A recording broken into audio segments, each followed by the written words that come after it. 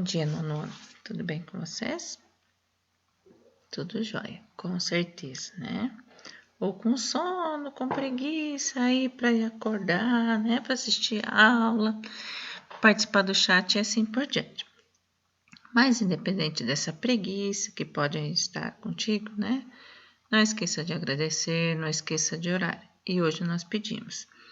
E que seja como Deus planejou, que o nosso dia seja como Ele quiser, que em nossa vida seja feita a sua vontade. Amém?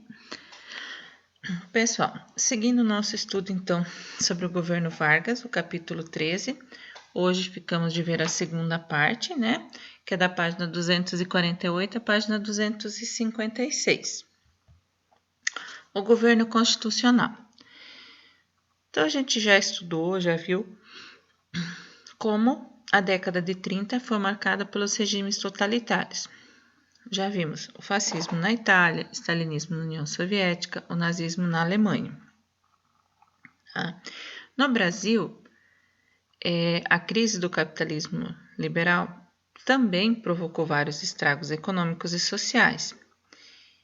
E outra coisa que preocupava aí os setores da elite era a disseminação das ideias socialistas e comunistas.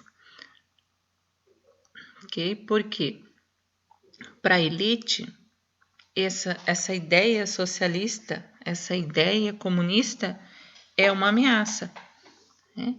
Isso fez com que alguns setores que estavam descontentes com o governo brasileiro, inspirados em regimes totalitários, se organizassem em dois grupos que eram contrários, antagônicos, e foram ganhando cada vez mais força no Brasil, que era a Aliança Integralista Brasileira, AIB, e a ANL, que era a Aliança Nacional Libertadora. Dessa forma, se teria, então, uma polarização política no Brasil. Tinha dois polos, os integralistas e os comunistas. Os integralistas são aqueles que fazem parte, então, da Ação Integralista Brasileira, que era um movimento liderado pelo Plínio Salgado, era uma doutrina política antiliberal e anticomunista, então, não tem essa defesa da liberdade aí, e são contra o comunismo. Defendem um Estado centralizado, apoiado num nacionalismo exacerbado, no militarismo e nos valores morais cristãos. Eles vão ter adesão dos dirigentes, classe média, e de alguns setores das Forças Armadas, que vão tentar combater, então, tanto o comunismo quanto o liberalismo. E, além disso, eles têm o apoio de Getúlio Vargas. Então, Getúlio seria um integralista aí, tá? Um Estado centralizado, um Estado autoritário e assim por diante. Alguns anos depois, vai surgir então a Aliança Nacional Libertadora, que era liderada pelo Partido Comunista, ou seja, ela era totalmente contrária a essa ação integralista, né? Ela tem o objetivo libertar, digamos assim, o Brasil das forças estrangeiras. Querem um governo popular, vão propor a reforma agrária no país, dessa forma vão atingir aquelas pessoas, né, que não tinham propriedades ainda, vão defender, boicotar a dívida externa, vão defender a nacionalização dos serviços públicos, o aumento dos salários e a garantia de direitos individuais. Então, eles tinham vários setores aí para agradar, né? Um camponês que não tinha terras ainda, uma reforma agrária, o trabalhador urbano com aumento de salários. Então, criavam sua estratégia aí para conseguir se manter. A ANL, Aliança Nacional Libertadora, então, se preocupava com a influência cada vez mais dos fascistas dentro e fora do governo. E, dessa forma, tornam-se, então, inimigos diretos da AIB, da Ação Integralista, como a prof. já falou, que eles acabam sendo inimigos. Né? Numa das reuniões que se juntaram muitas pessoas, um jovem estudante chamado Carlos Lacerda vai propor que Luiz Carlos Prestes fosse o presidente de honra da Aliança Nacional Libertadora. Prestes tinha acabado de retornar da União Soviética e via na possibilidade de comandar essa Aliança Nacional Libertadora uma oportunidade, né, como a prof já falou, para depor o presidente e iniciar uma revolução no Brasil. Porém, o que vai acontecer? Eles vão fazer vários levantes, né, como é que o prof pode dizer? Vão tentar revolucionar aí. Para quem já assistiu o filme Olga, uma sugestão que a prof dá e agora no período da quarentena, assistam esse filme. Aparece bem a questão do Vargas, né, tendo que enfrentar esses levantes aí, esses levantes armados, essa tentativa de tomar o poder liderado pelo Prestes. O Luiz Carlos Prestes, no filme, ele acaba imaginando uma situação que ele vai conseguir essa tomada de poder e tal, e depois ele acaba sendo preso. E a esposa dele, a Olga Benário, também, e ela acaba sendo deportada, né, do país. Super bacana o filme, quem não assistiu, vale a pena, tá? Ele vai demonstrar um pouquinho disso, então. Aí, diante desses levantes, o que o Vargas vai declarar, né? Estado de sítio no país. Então, ninguém entrava, ninguém saía, né? Suspende todas as garantias da Constituição, um estado de sítio, né? E vai alegar aí uma ameaça comunista, né? Que existia uma ameaça comunista no país e por isso que ele precisava instituir, então, em caráter emergencial e temporário, esse estado de sítio. Feito isso, ele vai, então, em 1937, abrir o processo eleitoral para presidente, que estava previsto na Constituição de 34. Porém, o Vargas, ele queria muito continuar no poder. Aí, o que ele vai fazer? Ele vai chamar um general da IB, vai redigir um suposto programa comunista para tomar o poder, que ficou então conhecido como Plano Cochrane, que a minha prof colocou aqui. Vai pegar esse plano e vai divulgar essa proposta aí, né? Esse suposto programa, que era um falso programa, né? Não existia isso. Ele, com a ajuda dos militares, acabou pondo em prática era um plano secreto dele, né? Com essa ameaça, então, da tomada de poder pelos comunistas, o Vargas vai conseguir fechar o Congresso Nacional e vai iniciar, então, uma ditadura de fato, que ficou conhecido como Estado Novo. Ou seja, ele mais uma vez vai estar manipulando, ele vai conseguir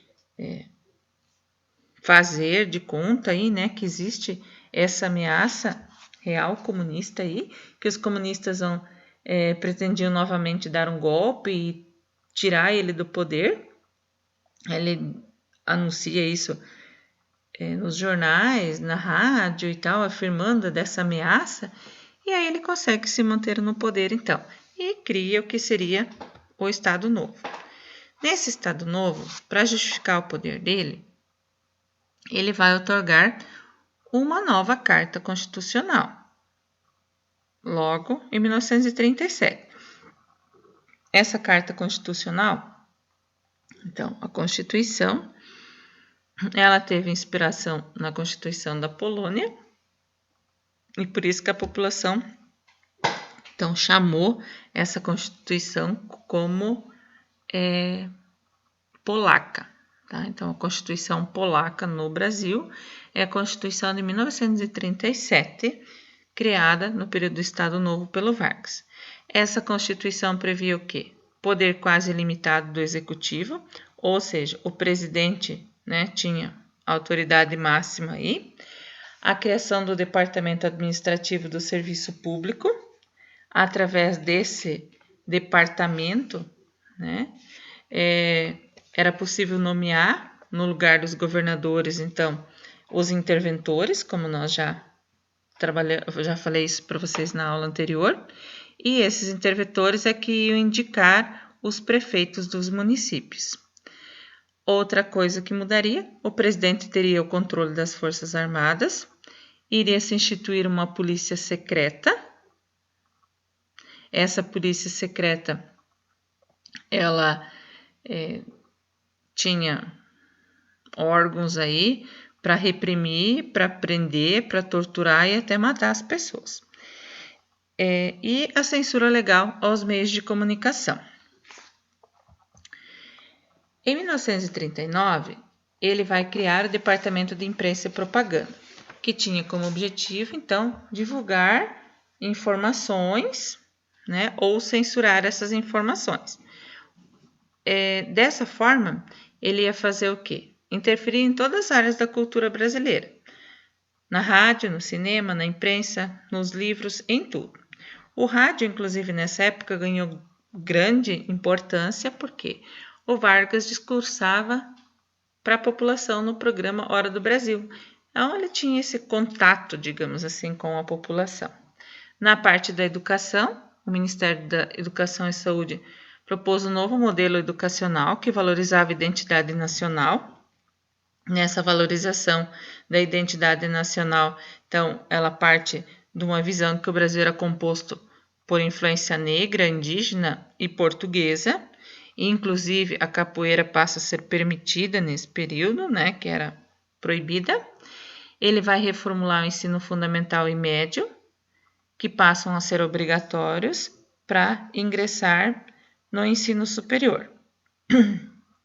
Ele vai, mesmo tendo esses projetos autoritários, né, essa constituição autoritária e tal, ele sempre vai lidando, vai jogando, né, com um grupo, com outro grupo, para conseguir se manter aí na condição e se manter no poder, né?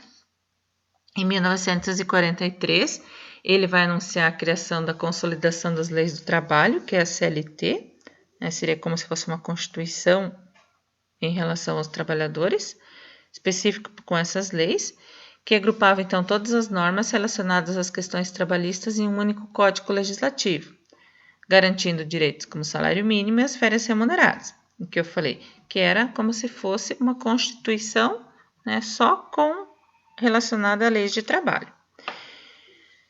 Aí, com todas essas atitudes, com todas essas ações, né, existe a discussão se o Vargas foi considerado um governante populista ou ele usou de trabalhismo, né?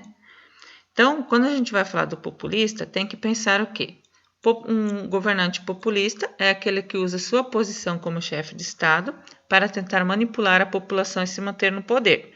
Se a gente for olhar para esse lado, beleza, ele fez esse tipo de coisa.